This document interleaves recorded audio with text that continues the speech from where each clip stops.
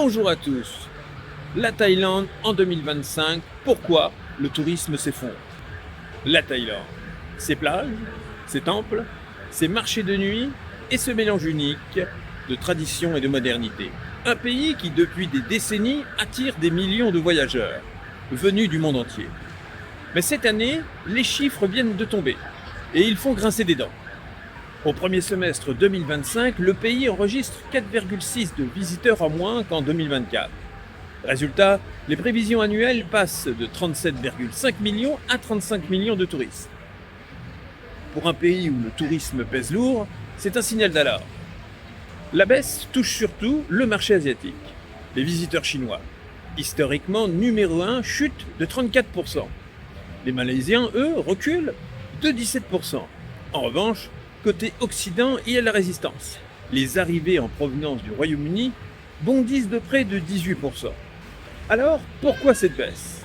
Premièrement, la sécurité en janvier. Un acteur chinois a été enlevé à Bangkok. L'affaire a fait le tour des réseaux sociaux en Chine. Résultat, beaucoup ont annulé leur voyage. Deuxièmement, la nature. En mars, un séisme de magnitude 7,7 a frappé le pays. Un immeuble inachevé, lié à des investisseurs chinois, s'est effondré à Bangkok.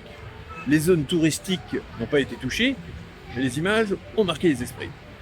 Troisièmement, le cannabis. Il y a encore quelques mois, la Thaïlande était un Eldorado vert avec plus de 18 000 dispensaires. Aujourd'hui, il faut une ordonnance médicale pour en acheter. Un changement brutal qui en a refroidi plus d'un.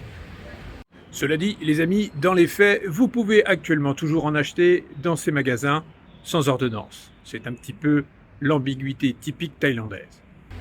Et quatrièmement, les tensions armées. À la frontière avec le Cambodge, des affrontements ont éclaté.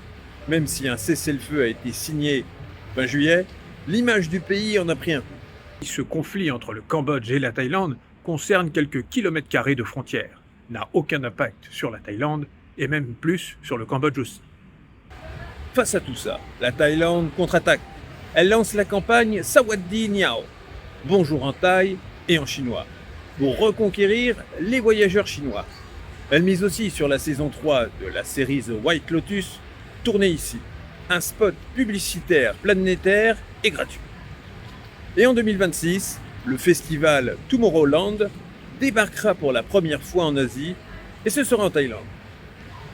Aujourd'hui, le pays reste une destination phare, mais dans le tourisme, la confiance, c'est la monnaie la plus précieuse.